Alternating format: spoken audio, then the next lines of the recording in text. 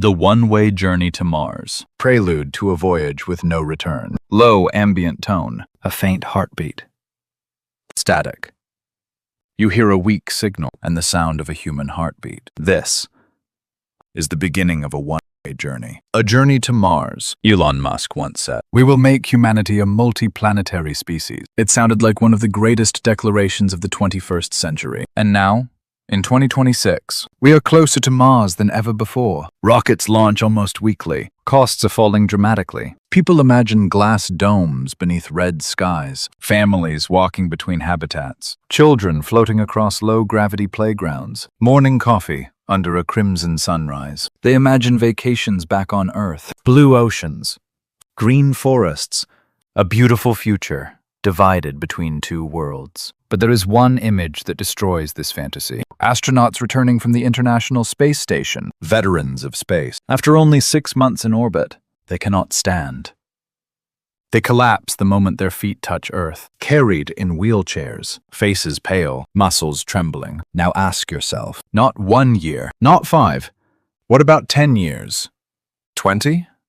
What if someone is born on Mars and visits Earth for the first time? Medically speaking, that journey would be fatal. This is not a romantic story about space exploration. This is a realistic report on what will happen to the human body, to human society, and to humanity itself if we become a Martian species. By the end of this story, you may never look at Mars the same way again. The prison of the body. Mars has only 38% of Earth's gravity. At first, that sounds wonderful. No joint pain, easy movement, flying children. But the human body is governed by efficiency. Bones exist to resist gravity. Muscles exist to fight weight. Remove gravity, and they become unnecessary. Unmuscles shrink. Calcium drains from bones and exits through the kidneys. Even today, astronauts exercise 2 hours a day in space, and still, bone loss cannot be stopped. 5 years on Mars could reduce a young adult's bone density to that of an 80-year-old. Return to Earth. Your own body weight could shatter your femur. The heart suffers even more. On Earth,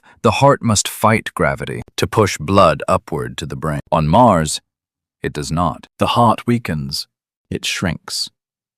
Bring that weakened heart back into Earth's gravity, and the result may be instant collapse or sudden heart failure. And then comes the forbidden topic: birth. Human embryos use gravity as a reference frame to guide cell division. Remove more than half of gravity, and development changes.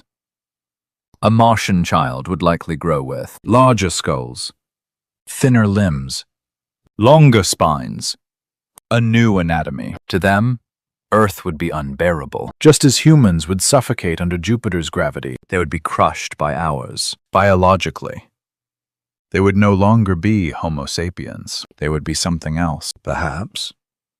Homo martis. The invisible wall. The body is not the only thing that changes. The mind breaks faster. On Earth orbit, astronauts experience the overview effect, a sense of unity when seeing the planet. On Mars, the opposite occurs. Outside the window, endless red dust. Earth becomes a tiny blue star in the sky. No walks in fresh air. No oceans. No forests.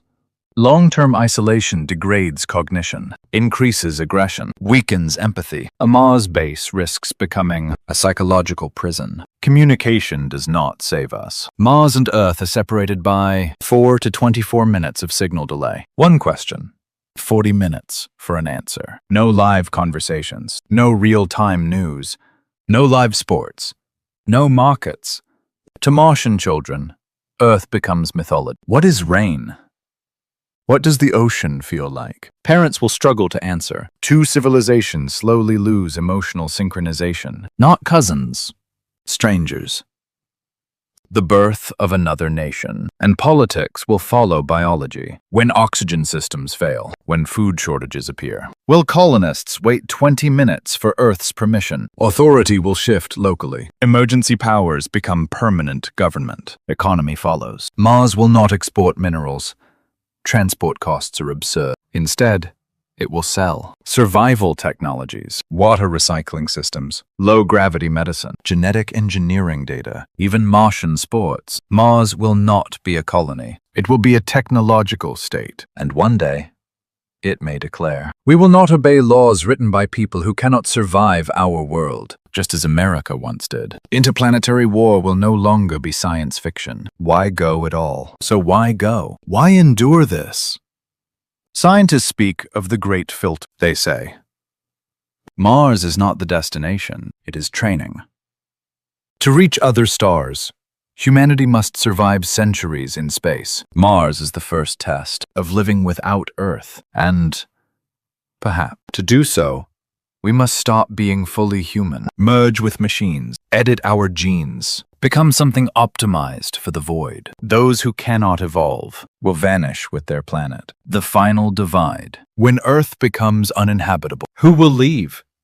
The ticket to Mars will cost millions, then billions.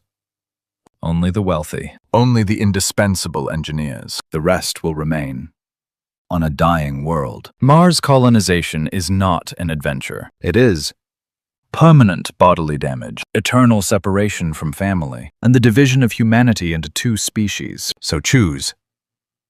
Will you endure broken bones to become the founder of a new world, or remain as the final guardian of the blue planet, where humanity was born? The door to space is open, but the door back may already be closed.